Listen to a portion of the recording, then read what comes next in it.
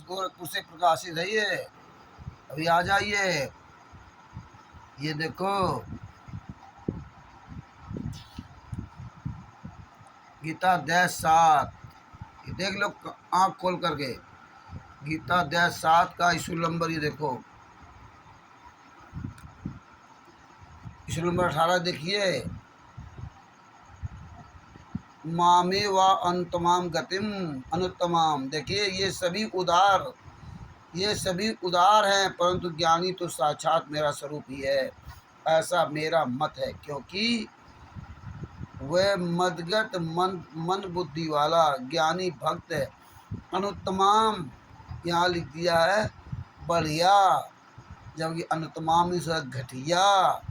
समझे ना? उत्तम एक अनुत्तम, इतना तो तुमको भी समझ में आनी चाहिए। उत्तम क्या होता है, अनुत्तम क्या होता है। यह है जय दयाल गुरु की लिखी पुस्तक।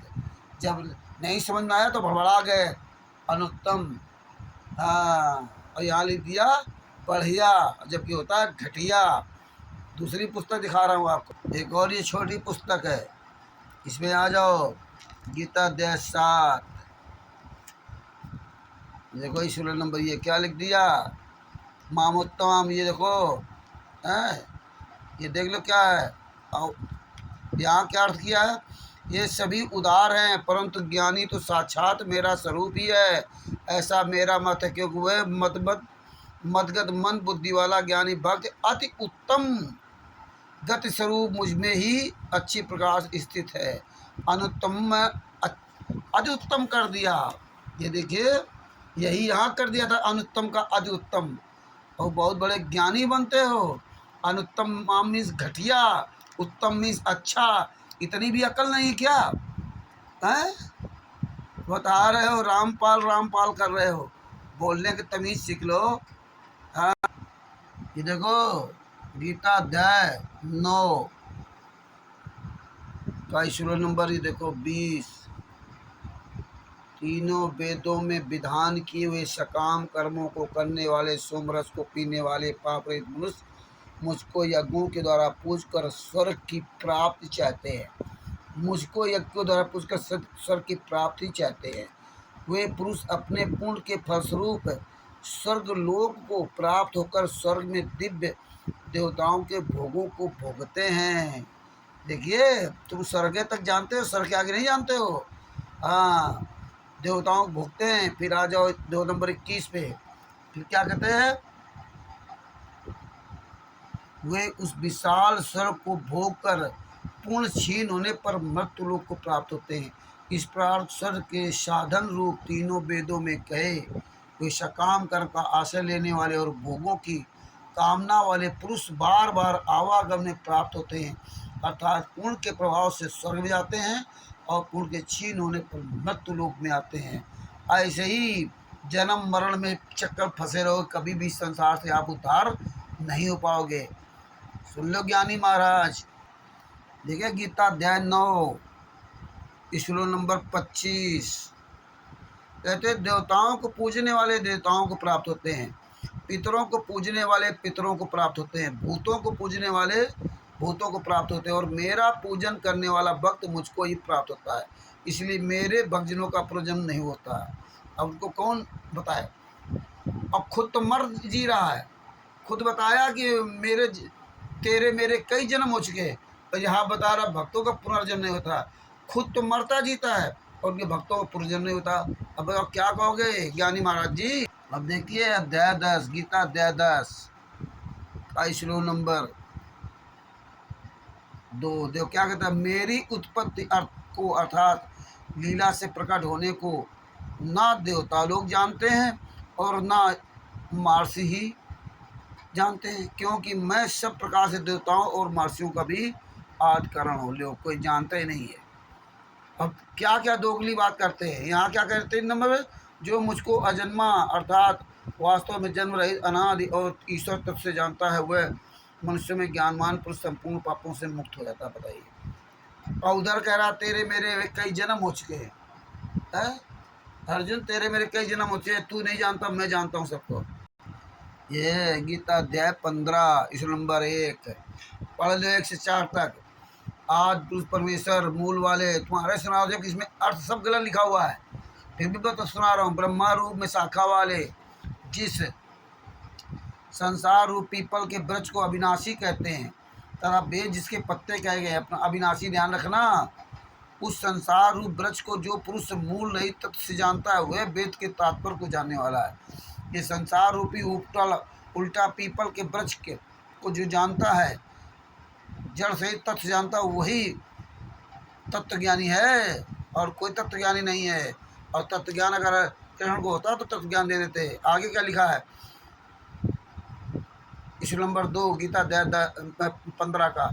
उस संसार वृक्ष की तीनों गुण रूप जल के द्वारा बढ़ी हुई एवं विषय भोग रूप को फलों वाली देव मनुष्य और तिर्यक आदि योनि रूप शाखाएं और नीचे और ऊपर सर्वत फैली हुई तथा मनुष्य लोक में कर्मों के अनुसार बांधने वाली अहंता ममता और वासना रूप बीजड़ें नीचे और ऊपर सभी लोगों में व्याप्त हो रही हैं। नंबर 3, इस संसार वृक्ष का स्वरूप जैसा कहा है वैसा यहाँ विचार काल भी नहीं है। एक तो यहाँ बता रहे हैं भगवान श्री कृष्ण, तो यहाँ कह रहे जैसे मैंने कहा वैसा विचार काल में ही नहीं, मतलब स्वयं गलत बोल रहे हैं।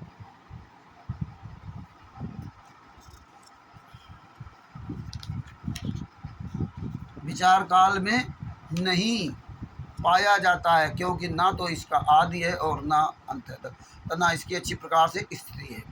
इसलिए इस अहंता ममता और वासना रूप अति दृढ़ मूल वाले संसार रूपी पल के वृक्ष को दृढ़ वैराग रूप शब्द द्वारा काट कर, फिर क्या लिखा है, नंबर 4 आ गया है, अध्याय 15 का नंबर 4 श्लोक। उसके पश्चात उस परम पद परमेश्वर की को भली भांत खोजना चाहिए, जिसमें गए हुए पुरुष के संसार में लौटकर नहीं आते, और जिस परमेश्वर से इस पुरातन संसार वृक्ष की प्रवृत्ति विस्तार को प्राप्त हुई है, उसी आदि पुरुष नारायण के मैं शरण हूँ। इस प्रकार दृढ़ निश्चय करके उस परमेश्वर का मनन और निधिध्यासन करना चाहिए, जिस परमेश्वर के बारे में तो कभी जान ही नहीं सकते हो। तुम्हारा गुरु कभी नहीं जान पाया, तुम क्या जान पाओगे? हैं? तुम क्या जान पाओगे अपने आप को? तुम्हारा गुरु नहीं जान पाया है। ये स्वयं भगवान श्री कृष्ण मैं उस आदि पूर्ण परमात्मा के शरण में हूँ, और आप क्या जानोगे इसके बारे में? आगे आपको देख लो गीता अध्याय 18 श्लोक नंबर 62 क्या लिखा है, अर्थ पढ़ लेना। तमेव शरणम गच्छ भावेन भाता तत्प्रसाद पराम शांतिम स्थानम प्राप्स्यसि शस्त्रम। हे भारत, तुझ प्रकार से भगवान श्री अर्जुन को समझा रहे, हे भारत, तुझ प्रकार से उस परमेश्वर की ही शरण में जा। उस परमात्मा की कृपा से ही तू परम शांति तथा सनातन परम धाम को प्राप्त होगा। उस परमेश्वर की शरण जा। गीता अध्याय नंबर 1 से 4 तक बताया था, याद कर लीजिए महाराज। हाँ, तमीज से बात करना सीख लीजिए। और ये देखिए यहाँ तो क्या है, उस परमेश्वर की शरण में जा। और यहाँ देखिए,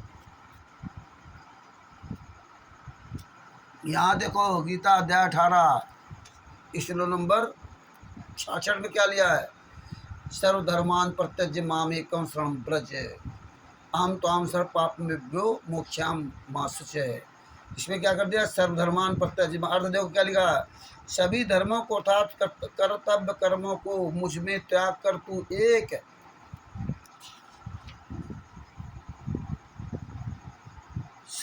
मुझ लिखा था, लेकिन सर्वशक्तिमान सर्वाधार परमेश्वर को ही की ही शरण में जाओ। यहाँ लिख दिया था आ जाओ, आओ लिखा था यहाँ पे। मैं तुझे संपूर्ण पापों से मुक्त कर दूंगा, शोक मत करो। और देखिए 67 में ये बता रहे हैं, और यहाँ क्या कह रहे हैं 66-62 में कि उस परमेश्वर की शरण जा। ये दोगलागिरी कैसे? अब आपको दिखाता हूँ गीता अध्याय 18 श्लोक नंबर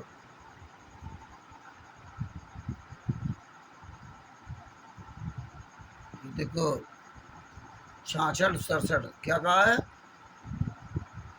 इदम ते नाथ पकस्य, मतलब तुझे ये गीता रूप रहस्य में उपदेश किसी भी काल में ना तो तप रहित मुँह से करना चाहिए, ना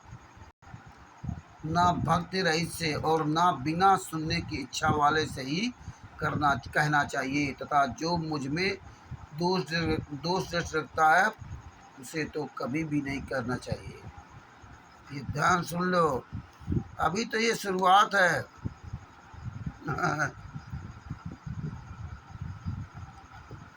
इसलिए महाराज जरा होश हवास से बात किया करो।